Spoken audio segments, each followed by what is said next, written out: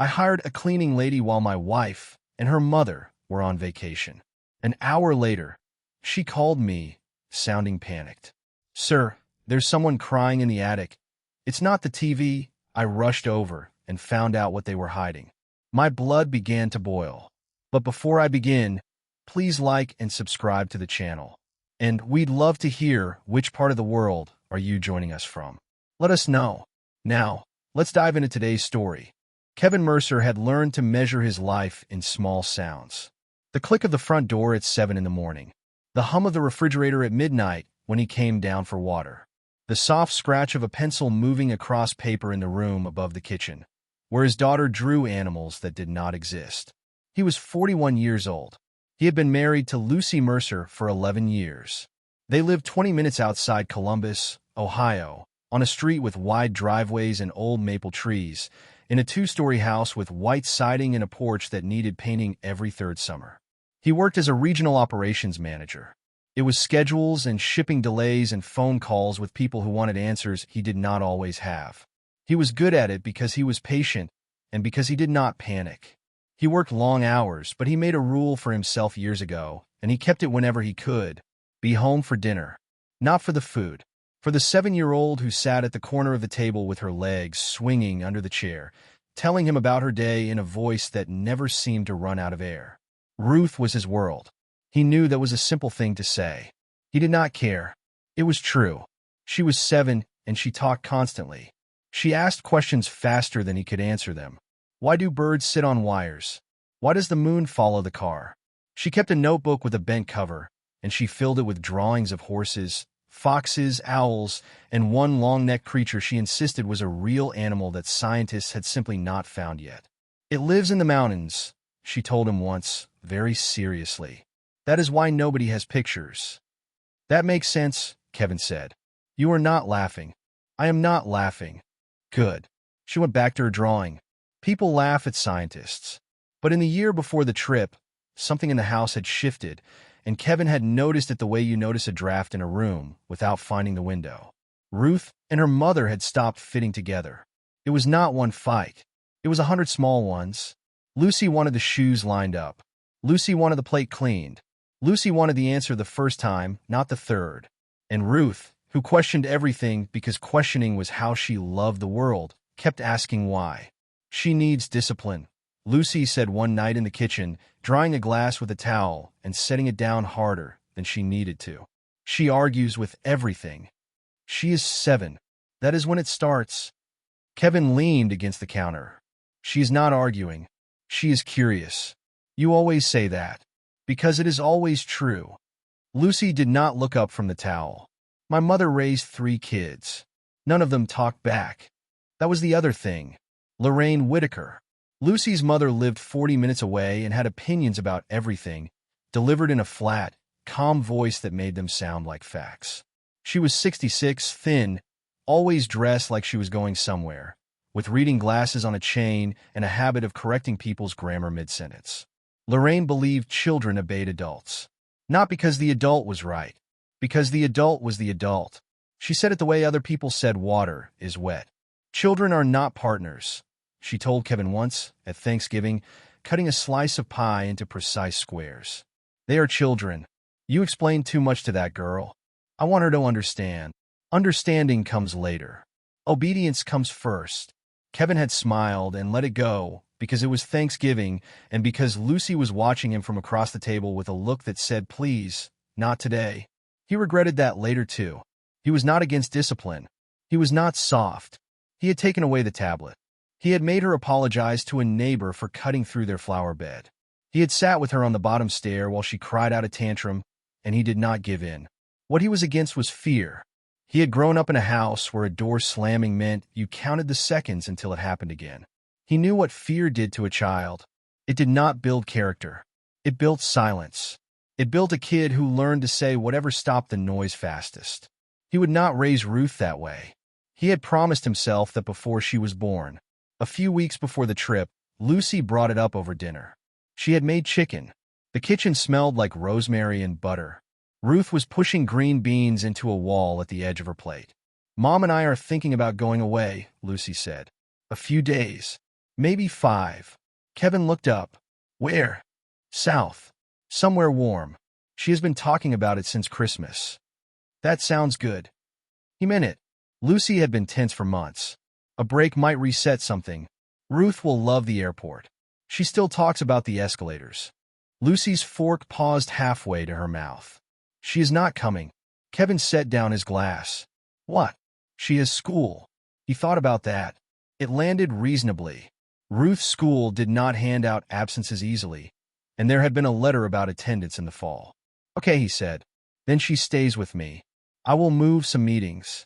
Lucy nodded and went back to her chicken. That was it. That was the whole conversation.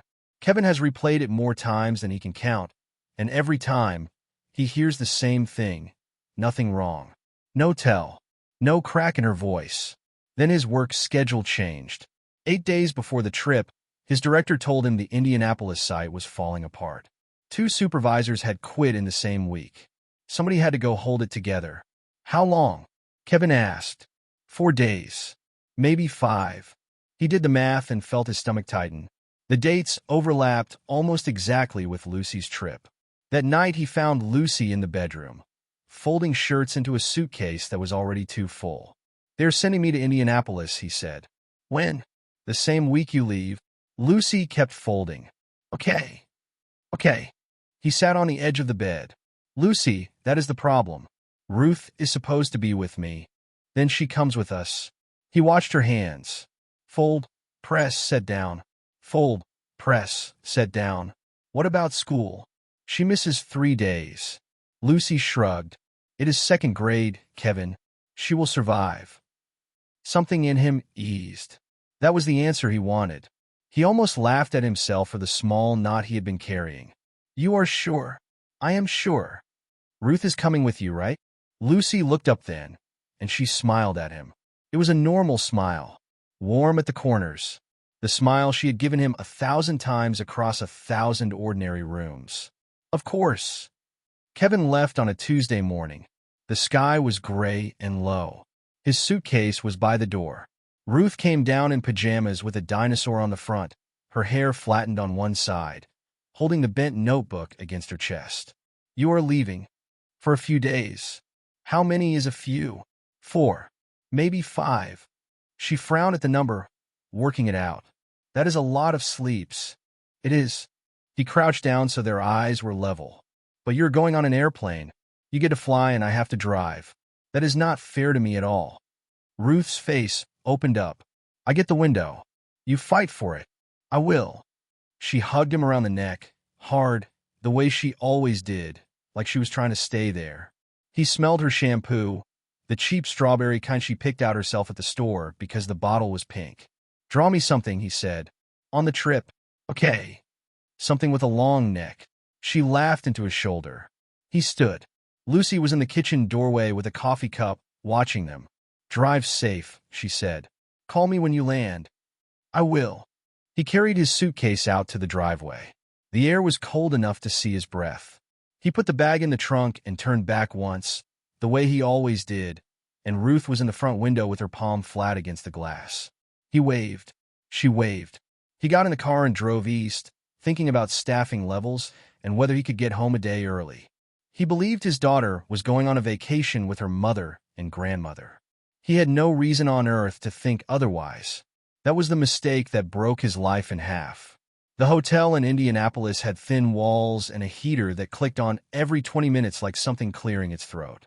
Kevin spent 2 days inside a warehouse that smelled like diesel and cardboard, walking floor lines with a clipboard, listening to people tell him what was broken. He liked the clarity of it. A problem had parts. You found the part that failed. On the second evening, he sat on the edge of the hotel bed with his tie loose and called his wife. She picked up on the 3rd ring. Hey. Background noise behind her. Voices. Something like a television. How is it? Good. It is warm. Lucy sounded relaxed. Mom got sunburned already. She refuses to admit it. Kevin smiled at the carpet. That sounds like her. How is Indiana? Cold. Broken. The usual. You will fix it. Eventually. He shifted the phone to his other ear. Put Ruth on. There was a pause. Not long. maybe a second and a half. Later, he would take that second and a half apart like a machine and look at every piece of it. She just fell asleep. Kevin glanced at the clock on the nightstand. The red numbers said 4:12. At 4 in the afternoon? We were out all morning. Lucy's voice did not change. She was running around. She crashed. Okay. She will be up by dinner. I will have her call you. Sure. They talked for another minute about nothing. His rental car. Her flight back. Whether the neighbors had put their trash out. Then she said she had to go, and she hung up, and Kevin sat there with the phone in his hand and a feeling he could not name. He set it aside. Kids sleep. He had seen Ruth fall asleep in a shopping cart once, upright mid-sentence. He worked until 11. Ruth did not call. He told himself that was fine. Restaurant. Bedtime.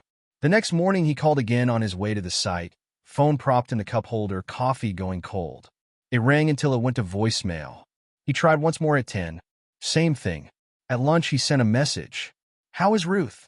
He watched the screen for a moment, then put the phone face down on the break room table and went back to a conversation about forklift certifications. An hour passed. Then 2. Then 4. At 3 in the afternoon he checked again, and there was nothing. That was strange. Lucy answered messages. She was not a person who left things sitting. She responded to group chats about school fundraisers within minutes. He typed again. Everything okay? Nothing. At 6:30, walking back to his car under a sky the color of wet concrete, his phone buzzed. She is fine. Stop worrying. Enjoy your work. Kevin stopped in the middle of the parking lot and read it twice. Stop worrying. He had not said he was worried. He had asked how his daughter was. He stood there for a second with cold air biting through his jacket. Then he did what a reasonable man does when his wife tells him everything is fine. He believed her. He typed back, "Tell her I said hi. Love you both." He got in the car and drove back to the hotel, and he ate dinner alone at a diner near the highway. While he waited for his food, he scrolled back to a photo from August. Ruth at the county fair, holding a stuffed frog almost as big as she was, her mouth open in a shriek of joy. He smiled at the phone. He did not know that his daughter was not in a hotel in a warm state with an ocean somewhere nearby. He did not know she was 11 miles from the house he had grown up wanting, sitting on a bare mattress in a room with a slanted ceiling and one small window painted shut years ago. He did not know she was in the attic, alone. He did not know that his wife and her mother had planned it carefully, and that the most important part of the plan was making sure nobody told him. Kevin ate his dinner, paid the check, and went to bed early because he wanted to finish the job and get home. He slept well that night. It was the last night he ever would. He finished a day early. That was the whole reason. There was no instinct, no cold feeling on the back of his neck, no dream that woke him at 3 in the morning. The Indianapolis site stabilized faster than expected because one of the shift leads turned out to be capable and just badly managed. Kevin promoted her on the spot, wrote his report in the hotel lobby, and got on the road at 10 in the morning on Friday. He had one idea in his head the whole drive. Surprise them. Lucy and Ruth were flying back Sunday afternoon. That gave him 2 days. He would clean the house, stock the fridge, put fresh sheets on the beds. Maybe get the good coffee Lucy liked and never bought for herself. He wanted to fix something, not the house, the year. He pulled into the driveway a little after 2. The maples were bare. His breath fogged as he carried his bag up the porch steps. The house was quiet. Not empty quiet. Quiet. The furnace was running. The mail had been stacked on the entry table. There was a bowl in the sink with dried cereal glued to the side. He stood in the front hall and listened for a second without knowing why. Nothing. He put his bag down, made coffee, and started a list. By 4 he had accepted that he was not going to clean the house himself in 2 days. He could organize a distribution network across 4 states. He could not get the bathroom grout to look like anything but bathroom grout. So he called Nora Bennett. Nora had cleaned houses on their street for 9 years. She was in her 50s, short and solid, with a laugh like a door closing, and she had never once been late. She had cleaned the Mercer house a dozen times over the years, usually before holidays. Lucy had stopped calling her about a year ago and said it was to save money, and Kevin had not thought about it since. Friday afternoon, Nora said on the phone, "You are lucky. My 4 o'clock canceled. Can you come now?" Give me 30 minutes. She arrived in 32, hauling a plastic caddy of bottles and a vacuum with a taped handle. Kevin met her at the door. Mr. Mercer. She looked past him into the hall. Where is everybody? Vacation. My wife and her mother took a trip. They are back Sunday. He handed her a spare key. I'm trying to have the place looking decent when they get in. Nora raised an eyebrow. Trying to get out of trouble? Trying to stay out of it. Smart man. He laughed and stepped aside. I will be working downstairs. Just let me know if you need anything. Cabinet under the sink has whatever we have. I bring my own. Of course you do. She went up. Kevin set his laptop on the dining room table and opened his report from the site. Above him, the vacuum started, a low, steady drone that moved from room to room. He heard water run. He heard the linen closet door, the one that stuck. He typed. He answered emails. The light through the windows went from white to gold to gray. About an hour in, the vacuum stopped. He did not notice at first. Then he registered the silence. And then he registered footsteps, fast ones, coming down the stairs in a rhythm that was not the rhythm of someone carrying a bucket. Nora appeared at the bottom of the staircase. Her face had gone the color of paper. One hand was flat against the wall, like she needed it. Mr. Mercer? Kevin stood up. His chair scraped. What happened? Are you hurt? She shook her head. Her eyes went up to the ceiling and stayed there. I heard a child crying. Kevin's face did not move. His brain simply refused the sentence. What? From the attic. He stared at her. Somewhere in the house, the furnace clicked off, and the silence got bigger. That cannot be right, he said. Nora, there is nobody here. My daughter is on a plane. She is in another state. Nora shook her head again, slowly, and when she spoke, her voice had dropped. I thought it was a television at first. I turned off the vacuum to listen. I thought maybe a radio got left on. She swallowed. Then I heard someone calling for their daddy. Kevin felt the floor tilt under him. Are you sure? It did not come out like a question. Nora looked him in the eye, and she did not blink. Sir, there is someone crying in your attic. Kevin was already moving. He went past her so fast his shoulder clipped the banister. He took the stairs 3 at a time, his hands skidding along the rail, his own pulse loud in his ears. The upstairs hallway was dim. The bathroom light was on from Nora's cleaning. The narrow door at the end of the hall, the one that opened onto the attic staircase, was shut. He had walked past that door 10,000 times. He hit it at a run. The door did not open. Kevin's hand closed on the knob and turned it, and the knob turned back, loose and useless, catching on something inside. He looked down. A padlock. Not the doorknob lock. A separate hasp had been screwed into the frame and the door itself. Cheap galvanized metal, 4 screws in each plate, with a padlock hanging through it. The screws were bright. The wood around them was raw and pale where the drill had bitten in. Someone had installed it. Recently, Kevin had never seen that door locked in his life. He had never seen a lock on it at all. He stood there with his hand still on the knob, and the shape of it went into him like something cold sliding under a rib. Ruth! His voice sounded wrong in the hallway. Nothing. The furnace. A car passing outside. He put his palm flat on the door. Ruth. It is Dad. Then, from the other side, faint and small, and moving down a staircase toward him. Daddy? Everything in Kevin stopped. His breath. His thoughts. There was a half-second where his mind tried one last time to make the world make sense, to say it was a neighbor kid, a television, anything. Then he heard bare feet on wooden steps. Ruth. Daddy, please open the door. Her voice cracked on the word please. It was hoarse, the way a voice gets when it has been used for crying and nothing else. Kevin slammed his shoulder into the door. It held. He hit it again. The hasp did not care. Nora, he shouted down the stairs. Give me something to break this lock. A hammer. A screwdriver. Anything. Garage. Left wall. Red toolbox. He heard her go. He heard the back door bang. He turned back to the door and put his forehead against it. And he made his voice as level as he could, because on the other side of 1.5 inches of pine his daughter was standing in the dark. Ruthie, I am right here. I'm not going anywhere. Okay. Okay. A wet breath. Are you home? The question took the legs out from under him. I am home, he said. I am home, and I am not leaving. You were gone a long time. I know. I counted the sleeps, but I lost the number. Kevin closed his eyes. Something was building in his chest that had no shape yet, hot and enormous, and he pushed it down, all the way down, because it was not useful right now. That is okay, he said. You do not have to count anymore.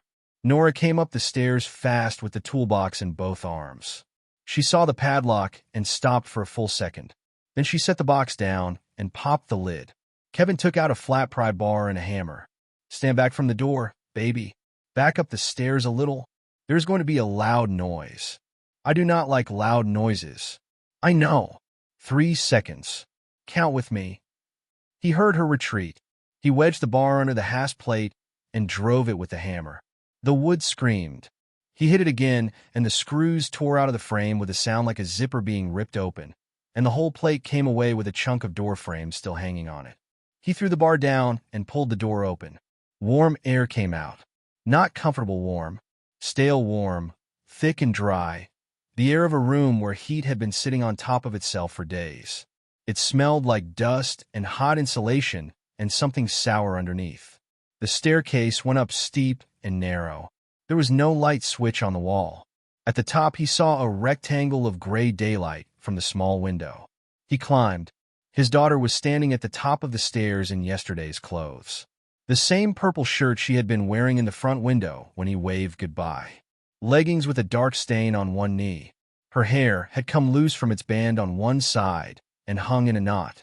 Her face was blotched and swollen from crying, and her eyes had that glassy, stunned look he had only seen once before, when she fell off the porch and had the wind knocked out of her. She looked up at him. Daddy. Then she ran. He caught her and lifted her, and she went around him with her arms and her legs both, and she pressed her face into his neck, and she did not make a sound. That was the part that would sit in him for years. She did not cry. She held on with a grip like a person going over the side of a boat. Kevin stood in the middle of that room and held his daughter and looked around. There was an old mattress on the floor, the one from the guest bed they had replaced 4 years ago, still in its plastic-torn cover. A folded quilt. One pillow with no case. Beside it, a plastic bottle of water, half gone. On the floor near the wall, a small plastic container with a lid. He understood what it was for, and his jaw went tight enough to hurt. The room was hot. The window was the old kind, painted shut in some decade before he bought the house, with a hairline crack running through the lower corner. Dust hung in the light.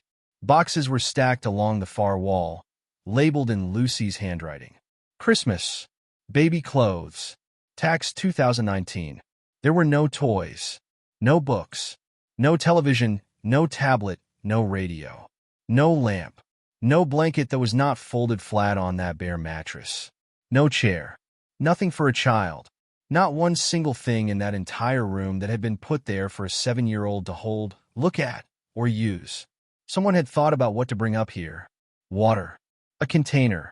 A mattress. Someone had made a list, and nothing on that list was for her comfort. Kevin heard Nora come partway up the stairs behind him and stop. He heard her breathe out. He did not turn around. He kept his hand on the back of Ruth's head. "Why are you here?" he said quietly. Ruth started crying then, finally, all at once, the sound coming out of her in pieces. "Mommy said I had to stay here." Kevin's face changed. Nora, watching from the stairs, told a caseworker 2 weeks later that she had never in her life seen a man's expression go that still. "What?" "Mommy said I had to stay in the attic." Ruth's fingers dug into his shirt. "She said I could come down when I learned." "Learned what?" "To be good." Kevin looked at the mattress, at the bottle, at the bright new screws lying on the floor by the door. "Where did Mommy go?" "On vacation." Ruth wiped her face on his shoulder. "With Grandma. They went on the airplane." "You have been up here the whole time." She nodded against him.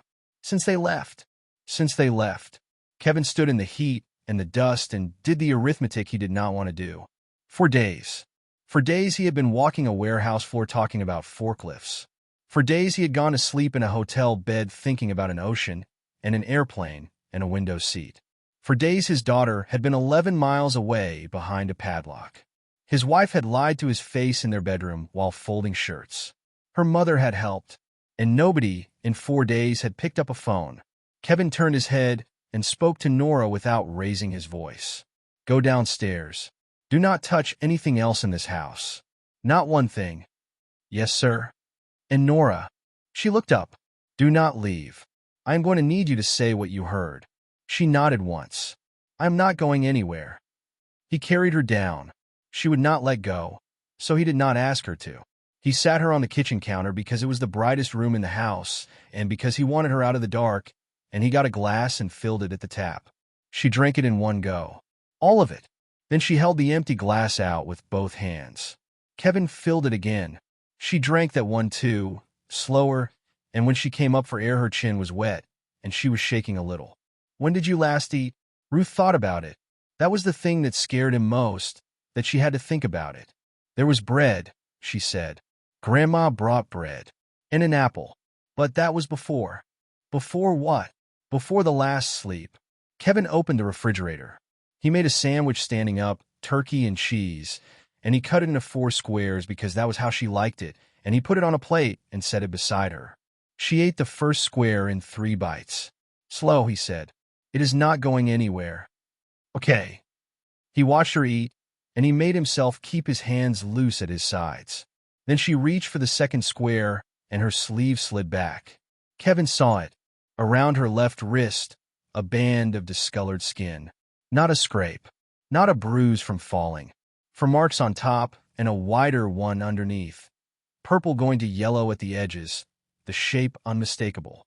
The shape of a hand. He kept his voice completely flat. Ruth, what happened to your arm? She pulled the sleeve back down fast. Too fast. Practiced. Nothing. Ruthie. She looked at the plate. Grandma grabbed me. Kevin did not move.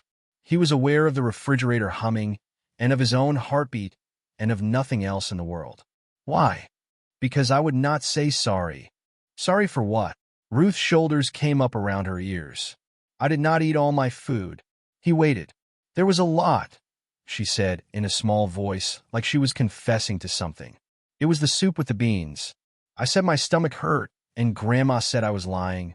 She said I had to finish it or I could not get up. She picked at the crust. I sat there a really long time. Then I said I was done. And then, she said I was being bad. Ruth's face was very serious, the way children get when they are repeating adult words they do not entirely understand. She said I had a bad spirit, and it had to come out of me. Kevin put both hands on the counter, one on either side of her, and breathed. Where was Mommy? In the living room. Did she see? She came in after. What did she say? Ruth looked up at him, and then she said the sentence Kevin would carry to the end of his life. Mommy said if I did not obey Grandma, I would stay upstairs until I learned. The kitchen was very quiet. Kevin looked past his daughter's head, through the doorway, up the stairs, to the ruined doorframe at the end of the hall, and the padlock still hanging in the hasp. 4 screws. Drilled. Measured. Bought. You do not buy a padlock in a panic. You do not install hardware because you lost your temper. Somebody had gone to a store. Somebody had stood in an aisle and chosen a size. Somebody had come home and gotten a drill from the garage and made a decision with a tool in their hand. They had not forgotten Ruth. They had not gotten confused about who was watching her. They had left her there, on purpose, as a plan, and then they had gotten on an airplane.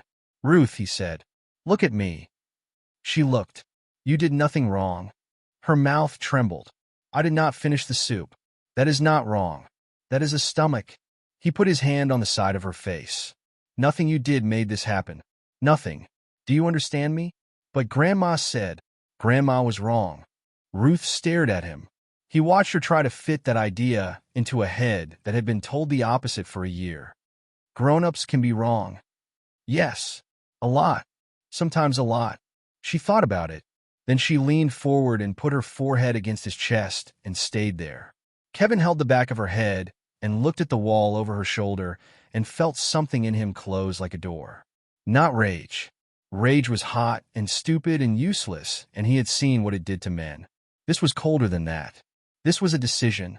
Whatever happened next, whatever it cost, whatever it took, whatever it did to 11 years and a mortgage and a life he thought he had, one thing was finished. Lucy would never be alone with this child again. His phone was on the dining room table. He looked at it from across the room, and he felt the pull of it in his hands. Call her. Call her right now. Let her hear it. Let her hear exactly what he thought of her, in words she would remember for the rest of her life, while she stood on a balcony somewhere with a drink in her hand. He wanted to drive to the airport. He wanted to be standing at the bottom of the escalator when she came down with her suitcase and her sunglasses pushed up in her hair. He stood in his dining room for a long moment, and then he did the hardest thing he had ever done. Nothing. Because none of that helped Ruth. If he called Lucy now, she got warning. She got a flight home to think on. She got time to build a story, to call her mother, to agree on words. She got to walk in the door 2 days from now with an explanation already smoothed at the edges. And if he screamed at her on the phone, if he said the things sitting in his mouth right now, then somewhere down the line an attorney would play that call to a judge, and the story would become a story about a man who lost control. Kevin had spent 19 years fixing broken systems for a living. He knew exactly one thing about a crisis. Documentation beats emotion. Every time. He walked into the kitchen. Ruth had finished the sandwich. "Sweetheart, I need to make some phone calls. Important ones. Are you okay sitting right here where I can see you?" She nodded, then grabbed his sleeve. "Do not go upstairs." "I am not going upstairs. I am staying right here in this room with you." She let go. He called emergency services first. 911. "What is your emergency?" "My name is Kevin Mercer." He gave the address twice, slowly. "I came home early from a work trip and found my 7-year-old daughter locked in the attic of my house. There is a padlock on the door that was installed while I was away. She has been up there 4 days. Her mother and grandmother are out of state. She has bruising on her wrist. She is with me now, and she is safe." There was a pause on the line, a small one, the pause of a person deciding this call is real. "Sir, is the child injured or in need of medical attention right now? She is dehydrated, and she has not eaten properly. There are marks on her arm. I want her examined, and I want it on record. Officers are on the way. Do not clean anything. Can you stay on the line?" "I can." A cruiser rolled onto his street 11 minutes later. Then he called the county child protection line himself. He did not wait for the police to do it. He wanted a second independent record, opened by him, at a time he could point to. The intake worker asked questions in a calm, practiced voice. "How old is the child? Who has legal custody? Where are the parents? Is the child safe now?" Kevin answered every one without decoration.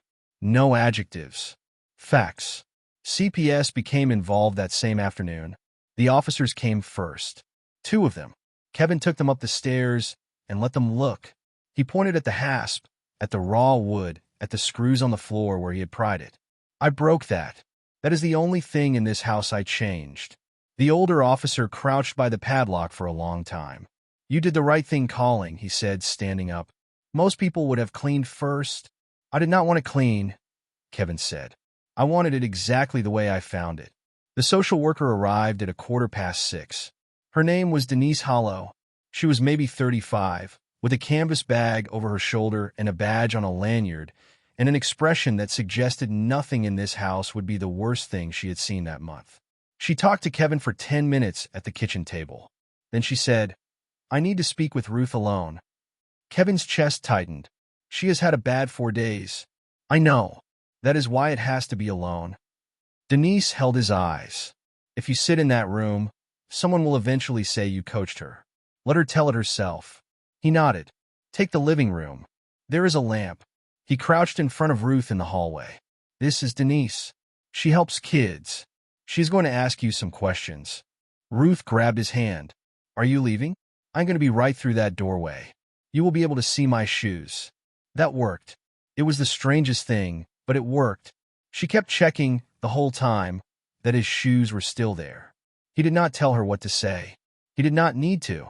He sat at the dining room table with his hands folded and listened to a 7-year-old explain the last 4 days in her own vocabulary, and it was the worst 20 minutes of his life. She said her grandmother grabbed her arm and squeezed and would not let go. She said her mother knew. She said her mother was in the house when it happened and did not come.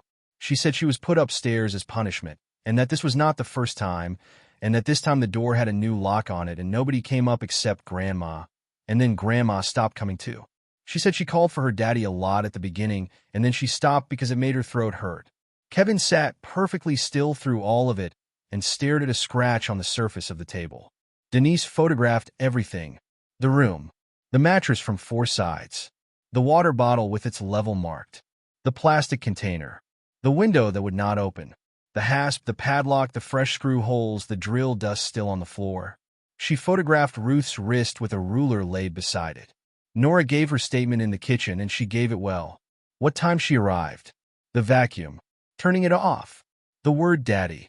She did not exaggerate one syllable, and she did not soften one either. I have cleaned that house on and off for 9 years, she said. That door never had a lock. Not ever. Kevin handed over everything, his flight and hotel records proving where he had been, his phone showing the call log and the unanswered attempts, the message thread with Lucy, all of it, including the line telling him to stop worrying, with the timestamp sitting there in gray. He did not edit a single message. He did not delete the ones where he sounded impatient with her about money in October. He gave them the whole thread. Denise looked up from the phone.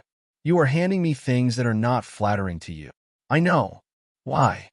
Kevin thought about the answer for a second. Because if I decide what you get to see, it stops being evidence and starts being a story, he said. I do not want a story. I want the truth in a file with a date on it. Denise Hollow held his gaze for a moment. Then she wrote something down. At 8 in the evening, they took Ruth to be examined at the Children's Hospital downtown. Kevin drove. Ruth held her seatbelt with both hands the entire way and asked twice whether they were going back to the house. We are coming back, he said. But the attic door is broken now. I broke it. It cannot lock anymore. She was quiet for a mile. Forever. Forever. They got home at 11:30 at night. Ruth fell asleep in the car. He carried her in and put her in his own bed because she had asked, and because she had also asked whether he could leave the hall light on, and he had said yes to everything. Then he came downstairs and sat at the dining room table in a dark house with one lamp on. He should have slept. He could not. So he opened his laptop and did what he knew how to do. He built a file. He started a folder on his desktop and named it with the date. He scanned the discharge paperwork from the hospital on the printer in the hall closet. He typed out a timeline from memory while it was fresh, hour by hour, including the exact minute Nora had come down the stairs, and he saved it as a document with a creation date he could point to. Then he opened the banking app. He had not looked at the joint account in 9 days. The numbers came up, and he sat back in the chair. 2 round-trip airline tickets, a resort charge, 4 nights, upgraded room, a rental car booked for a full week, restaurant charges, most of them evening, a spa, 2 charges at a boutique, and in the pending column, more of it, a dinner reservation, an excursion, the rental car extended, all of it on the joint credit card. Kevin scrolled slowly. He was not surprised by the amounts. He was surprised by the shape of it. This was not a modest trip. This was a woman spending like someone who had a long stretch of time in front of her and nothing at home to hurry back for. He did the math, and the total sat there, larger than he had guessed by half. Then he noticed the dates. The card had been used to book the resort 11 weeks ago. 11 weeks. Lucy had told him about the trip 3 weeks before it happened. He sat with that for a long moment. Then he wrote it down in his file, with the timestamps, and took a screenshot of the transaction page. He did not do the next part in anger. He wants that clear, always, because he was asked about it later under oath. He called the credit card company at midnight and reached a service line in another time zone. I need to freeze a joint card. Is the card lost or stolen, sir? Neither. There is a domestic situation and a child protection investigation open today. I am a joint account holder. I have serious concerns about further unauthorized charges and about my exposure on this line of credit. There was typing. I can place a hold on new authorizations. Existing pending charges may still settle. Do it. May I ask you to confirm your identity? He confirmed it. It took 11 minutes. Then he called the hotel. The night clerk answered in a voice bright enough to hurt. Cancel the remaining reservations under my account, Kevin said, and gave the confirmation number from the email in his inbox. I can do that, sir. I do want to let you know the guests are currently checked in through Sunday. Would you like me to leave a message at the desk? No. Sir, there is also an excursion booking and a dinner reservation attached. Cancel all of it. That is done. Is there anything else? Kevin looked at the ceiling. Directly above him, 2 floors up, was a room with a torn doorframe. "No," he said. "That is everything." He hung up and sat back. He wants to be precise about what he did not do, because later people would try to make it look like something else. He did not touch Lucy's personal checking account. He had the login. He did not open it. He did not move $1 out of their savings. He did not hide money, transfer money, or take money. He did not cancel her return flight. He thought about it for 4 seconds and rejected it, because stranding a woman in another state is the kind of thing that ends up in a filing with your name on it. All he did was stop giving continued access to shared credit he could no longer trust her to use. That was the whole of it. A man who had just found his child behind a padlock did the smallest, most legally clean thing available to him, and closed the laptop. Because the money was not the point. He went upstairs at 1 in the morning and stood in the doorway of his own bedroom. Ruth was asleep on her side with one hand under her cheek and the hall light falling across the bed in a stripe. She had kicked the blanket down to her knees. Kevin pulled it back up. She stirred and said something that was not a word. "I am here," he said. He sat on the floor with his back against the bed frame and stayed there until the sky turned gray, and he thought about 11 weeks and a drill and a woman folding shirts into a suitcase saying, "Of course." She called at 9:40 the next morning. Kevin was at the kitchen table watching Ruth eat pancakes she had helped flip badly. He saw the name on the screen and felt his pulse change, and he stood and walked into the garage before he answered. The garage was cold. His breath showed. "Kevin, what is going on?" Lucy's voice came fast, pitched high.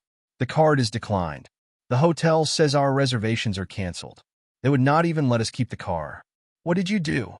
He waited 3 full seconds before he answered. "Where is your daughter?" The line went silent. Not a pause. A hole. "She was supposed to be with you," he said. "Kevin." "No. Answer the question.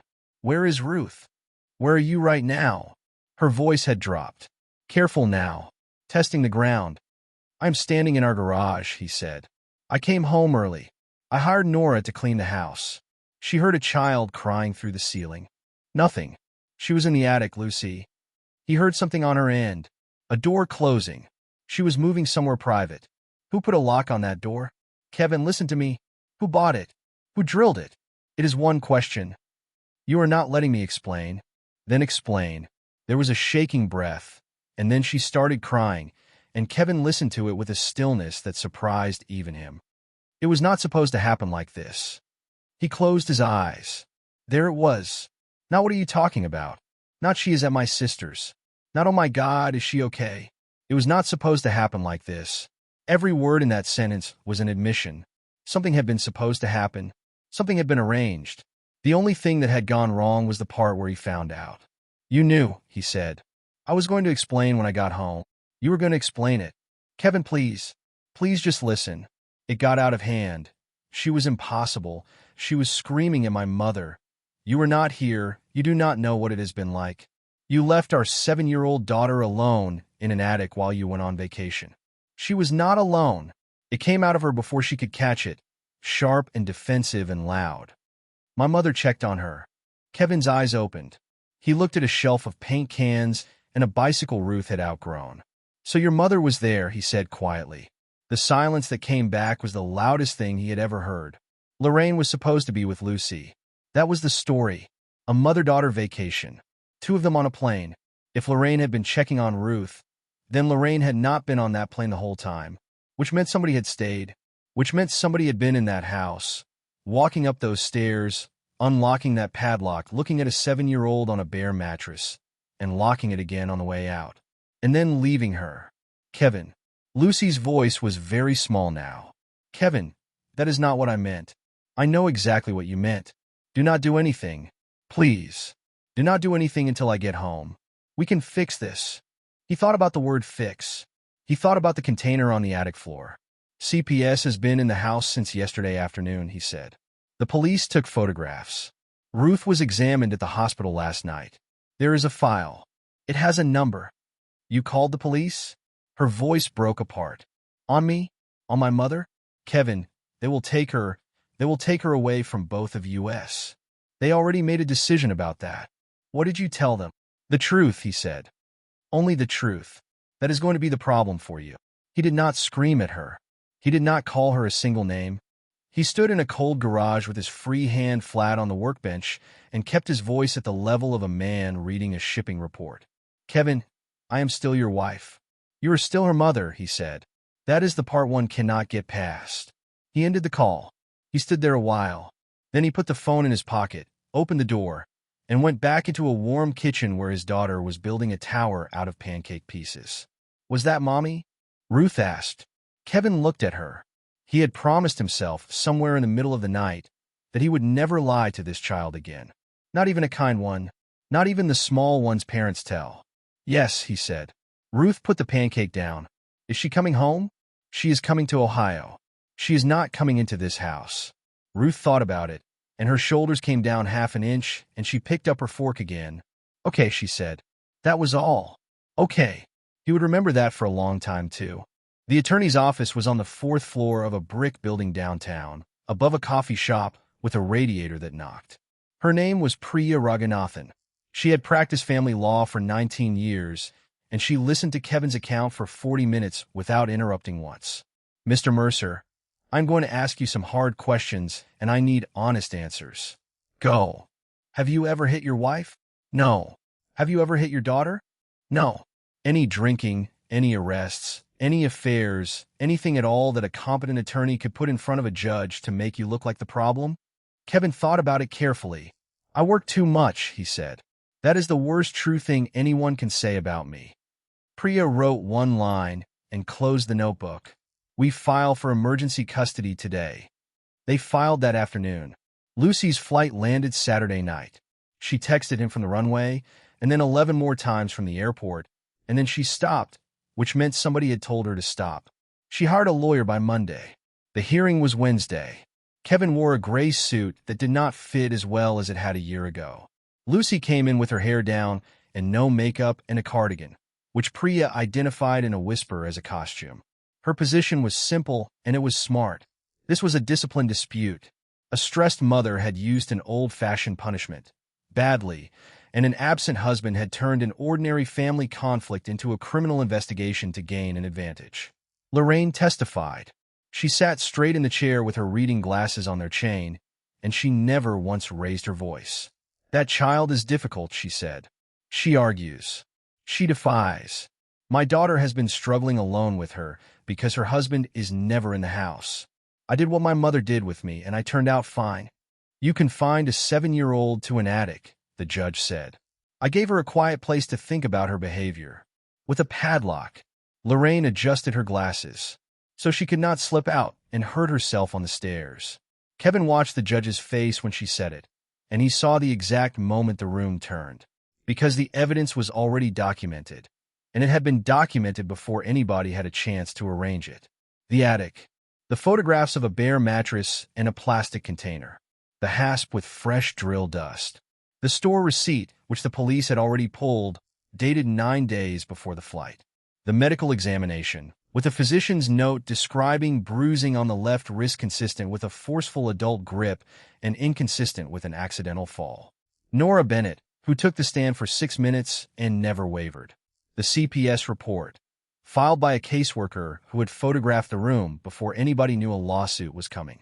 And Ruth's own statements, recorded on the first day, in her own words, before either side had a strategy. The court granted temporary custody to Kevin. Lucy received supervised visitation, 1 hour weekly, at a county facility, pending the investigation. Lorraine was ordered to have no unsupervised contact with Ruth of any kind. Kevin did not smile when it was read out. Priya squeezed his arm, and he nodded once and kept his eyes forward, because Lucy was 6 feet away, and he refused to give her a face to describe later. It was not a victory. Nothing about it felt like winning. There was no version of this where anybody won. It was simply the first moment in 9 days that he could take a full breath without something catching in his chest. He drove home, picked Ruth up from his sister's house, and let her have ice cream for dinner. He filed for divorce 11 days later. Lucy came to the house to sign paperwork with her attorney present, because that was the only way Kevin agreed to see her. They sat at the dining room table. Ruth was at school. The radiator ticked. She looked at the papers and did not pick up the pen. You are destroying our family. Kevin did not raise his voice. He had not raised it once since the attic, and he was not going to start. Now. No. 11 years. Her hand shook. 11 years and you throw it away over 4 days. Over what you did in 4 days. You are taking Ruth away from me. You made the choices that caused this. Lucy's face crumpled. I never wanted to hurt her. Kevin, look at me. I love her. She is my daughter. I never meant for any of it to go that far. Kevin studied her for a moment. He looked for something. He is not sure what. Some crack where the woman he married might still be standing. I believe that you did not want to be a person who did this, he said. That is different from not doing it. Counseling, she said quickly. We could do counseling. People come back from worse. My cousin and her husband. No, you will not even try. I will not sit in a room and work on my communication with a woman who put a lock on a door. My daughter was behind. He kept his hands flat on the table. There is no exercise for that. It was my mother's idea. There it was. The pivot he had been waiting for. Your mother did not send you a text you had to obey, he said. You wrote back. Lucy went pale. Intent does not erase what happened, Kevin said. Ruth did not experience your intentions. She experienced the room. She signed. Her signature came out uneven. Then she stood at the door with her coat over her arm and tried one last time. You are going to make her hate me. I have never said one word against you to that child, Kevin said. I do not have to. You already told her what you thought of her. She was there for it. The divorce turned into a long, bitter war anyway, because Lucy's attorney was good and because Lucy had nothing left to lose. She demanded joint physical custody. She demanded the house. She demanded a psychological evaluation of Kevin, which he sat for without complaint and passed cleanly. Kevin's position never changed by an inch. He did not oppose contact. He opposed unsupervised contact, and he would keep opposing it until a court with evidence in front of it could say that Ruth was safe. Not until Lucy said it. Not until a therapist said it. Until a judge said it, in writing, with a case number on the page. Discovery took 4 months. Letters between attorneys about phone records. A subpoena to a cellular carrier. A technician downloading the contents of a device in a room with a camera running. Priya called him on a Thursday afternoon in March. Can you come in? Today. He drove downtown with the heater blowing and his hands tight on the wheel. She slid a printed page across the desk. 2 messages, highlighted, from 6 days before the flight. The first was from Lorraine. If she refuses again, put her upstairs. The second was Lucy's reply, sent 11 minutes later. Don't tell Kevin. He'll make a big deal out of it. Kevin read it once. Then he read it again. Then he sat there in a chair that squeaked and looked at 9 words in his wife's voice. And he understood that everything he had believed about his marriage had been true only in the rooms where he happened to be standing. Priya was quiet. He put the paper down. She is not asking whether to do it, he said. She is planning how to hide it. Yes. There is no argument in this. No hesitation.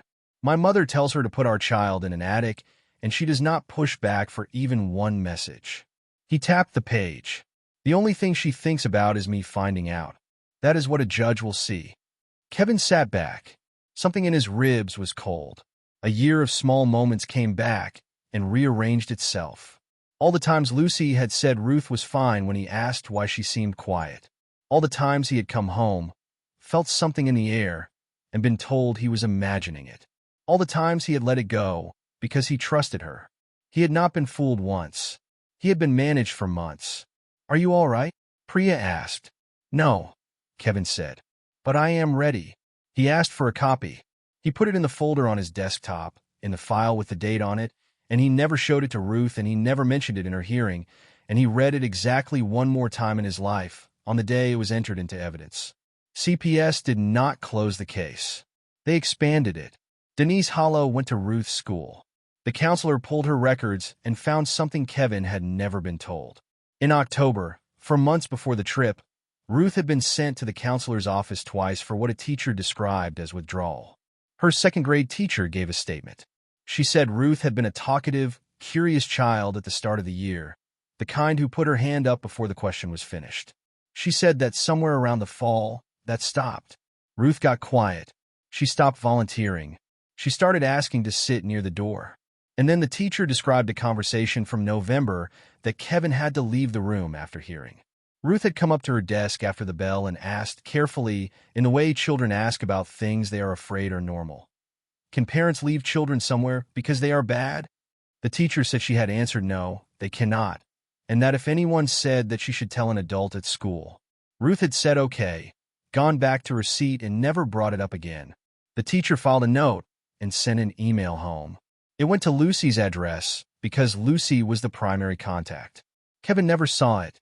The medical documentation came back complete.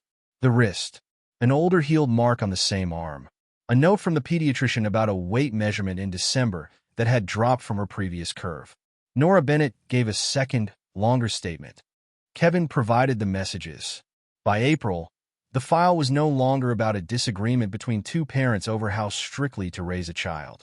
The file described a pattern: repeated confinement, withholding of food, physical restraint, coordinated concealment from the child's other legal parent. Denise put it plainly, sitting at his kitchen table with a cold cup of coffee in front of her. "Mr. Mercer, this stopped being a custody matter a while ago." Lucy's attorney had built the whole defense on one assumption. It would come down to Kevin's word against Lucy's. One bad week, one terrible decision by two exhausted women, blown up by an angry husband who wanted custody. Then the police executed a search warrant at Lorraine Whitaker's house. They were looking for the receipt and the packaging for the padlock. They found those in the kitchen drawer, which was careless enough. But in the same drawer, under a stack of coupons and a church bulletin, an officer found a spiral desk calendar. It was the cheap kind, 1 month per page. Lorraine had used it for years, and her handwriting was small, neat, and slanted, the handwriting of a woman who had once been a bookkeeper. Most of the squares held ordinary things: dentist, choir, pay water bill. But scattered across 5 months, in the same neat hand, there were other entries. Attic, 2 hours. Attic, no dinner.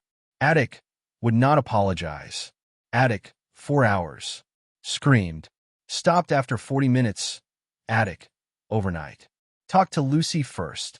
There were 19 of them.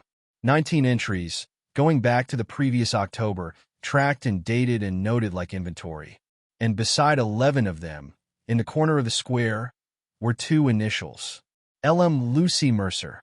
Priya laid the photocopies out on her desk in a row and let Kevin look at them without saying anything. He stood over them for a long time with his hands in his pockets. 19. He had eaten dinner in that house on some of those dates. He had been on a plane on others. There was one, in January, on a night he could actually remember, because he had gotten home at 9 and Lucy had said Ruth was already asleep, and he had gone up and stood outside her bedroom door and not opened it because he did not want to wake her. He had stood in that hallway, 10 feet from the attic door. That was the one he never got over. "Mr. Mercer," Priya said gently, "this changes the case." He straightened up. "No," he said. "It proves the case. It was already the case. They just wrote it down." She was right, though, because a single incident can be called a mistake. A woman can cry on a witness stand and say she panicked. She was overwhelmed. It happened once, and it will never happen again. 19 dated entries in a bookkeeper's handwriting are not a mistake. They are a system, and 11 of them had Lucy's initials sitting in the corner like a signature on a shipping manifest. The prosecutor was a woman named Alicia Finn, and she asked Kevin to come in on a Tuesday in May. Her office had stacked boxes along one wall and a window that looked out at a parking structure. She went through the file in front of him, page by page, without softening it. Lorraine Whitaker would be charged. The counts related to the confinement of a child, to endangerment, and to the physical injury documented on Ruth's wrist. The calendar made the pattern chargeable rather than arguable. Lucy would be charged as well, not because she had drilled the hasp, because the evidence showed she had known, agreed, participated, and taken deliberate steps to keep the child's father from finding out while she left the state. Finn set down the folder. "Mr. Mercer, I want you to understand what you're looking at. If these convictions land, we're not talking about probation in a class. Your daughter's mother could go to prison." Kevin looked at the parking structure. He waited to feel something. Satisfaction. Triumph. Anything. None of it came. I understand, he said. Some parents in your position asked me to go easier. It happens more than you would think. I am not going to do that. I need to be sure. If you ask, it affects how I proceed. Kevin turned back to her. I am not asking you to punish them, he said. And I am not asking you to protect them. I want you to do your job with the evidence exactly as it is. Whatever the law says happens to people who do this, that is what should happen to them. Finn nodded slowly. That is a cleaner answer than most. In the parking lot afterward, Priya asked him if he was all right. I do not want revenge, Kevin said. I want my daughter protected. If the law does that by putting them in a cell, then that is the law's decision, not mine. He meant it, but he also knew something he did not say out loud, standing there with his keys in his hand. If they walked out of that courthouse free, he would move, change schools, change states, change his phone number, sell the house, and disappear into another zip code with a 7-year-old and a suitcase. He was not going to trust a piece of paper to be the only thing standing between Ruth and that attic. He was going to be the thing standing there. The custody decision came down 8 months after the day Nora Bennett turned off a vacuum cleaner. The courtroom was smaller than people expect. Fluorescent light, a flag in the corner. The judge read for a long time before she looked up. Kevin was granted primary residential custody of Ruth. Lucy's contact remained restricted and supervised at a county facility, with a monitor present, subject to review only on a formal motion supported by a completed treatment program. Lorraine Whitaker was prohibited from contact of any kind. No visits, no calls, no letters, no third parties passing messages. The divorce was finalized the same month. Kevin kept the house. He had expected a fight over it and did not get much of one. The court found that maintaining Ruth's stable home, her school, and her routine was in her best interest, and that moving her again would cause harm. The marital assets were divided by a formula. He signed and moved on. The criminal case ran on its own track, slower, in a different building with different rules. It ended in the fall. Lorraine Whitaker was convicted on the counts related to the confinement and injury of a child and received a prison sentence. Lucy was convicted on the counts arising from her knowing participation and facilitation and received a prison sentence of her own, shorter than her mother's, and long enough that Ruth would not be 7 anymore when it ended. Kevin sat in the back row when the sentences were read. He did not speak to the 2 reporters waiting outside. He watched Lucy turn her head as they took her out. She looked for him in the gallery. She found him. He did not look away and he did not nod. The woman who had gone away for a week of sun and restaurants and a spa afternoon had lost the one thing she never thought was at risk. Not the money, not the marriage. Her freedom, and her name, and her daughter. Her family's reputation in that town evaporated inside a month. People stopped calling. The church stopped calling. A cousin sent Kevin a letter asking him to think about forgiveness and family, and he read it once and put it in a drawer and did not answer it. Because his relationship with those 2 women was not damaged. It was finished, and he had no intention of pretending otherwise, for anyone's comfort, ever again. 1 year later, on a warm Saturday in April, Kevin stood in the doorway at the end of the upstairs hall. There was no door there anymore. He had taken it off the hinges himself the week the first court order came through and carried it out to the curb. He had filled the screw holes, sanded the frame, and painted the opening white. The mattress was gone. The container was gone. The lock had gone into an evidence bag and never come back. The stairs were carpeted now. There was a switch at the bottom. Upstairs, the ceiling had been finished and painted a soft green Ruth had chosen from about 40 samples over the course of an entire weekend. The window had been replaced with one that opened, and it was open, and the curtain moved a little in the air coming through it. Her drawings covered the walls. Dozens of them, taped up in crooked rows.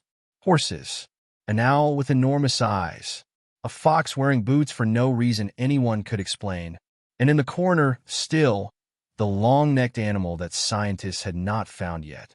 There were books on a shelf he had built badly, and she had painted well.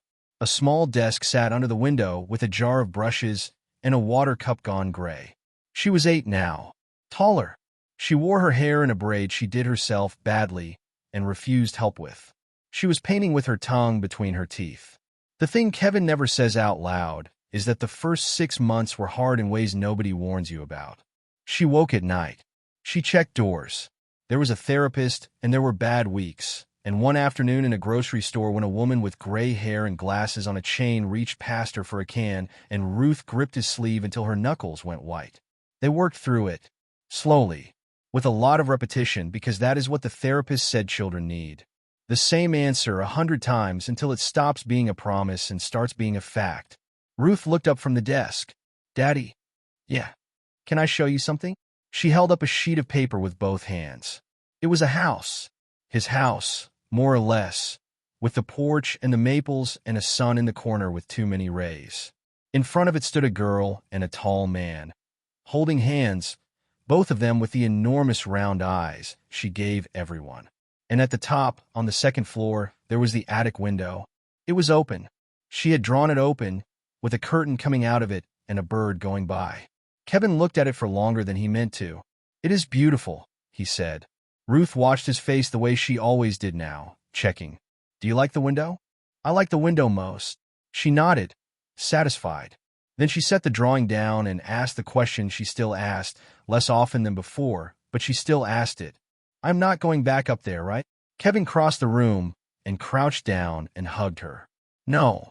Ever. Ever. This is your room. It has your name on the door, and there is no door. She laughed at that, which was the point. Good, she said. He straightened up and looked around at the green walls, and the taped-up horses, and the light coming through a window that opened. For 4 days, this room had been the place where his daughter was hidden from him. Now it was the room where she made whatever she wanted, and nobody in the world could tell her to stop. He never forgave Lucy. He never forgave Lorraine. Not because he wanted to live angry. He did not. He had let go of the anger sometime in the second year, not because they earned it, but because carrying it took energy he would rather spend on parent-teacher conferences and badly built bookshelves. He simply understood something now that he had not understood at 41. Some choices permanently change what a person means to you. There is no work you can do, no apology long enough, no amount of time that turns that back. A person can be sorry and still be someone you will never hand your child to again. So he stopped waiting to feel differently. He chose something else instead. He chose his daughter. He chose the school run and the science fair and the strawberry shampoo and the notebook with the bent cover. And he chose them completely. And this time there was no one left standing between them. Upstairs, a girl painted a house with an open window, and Kevin stayed and watched her work until the light changed.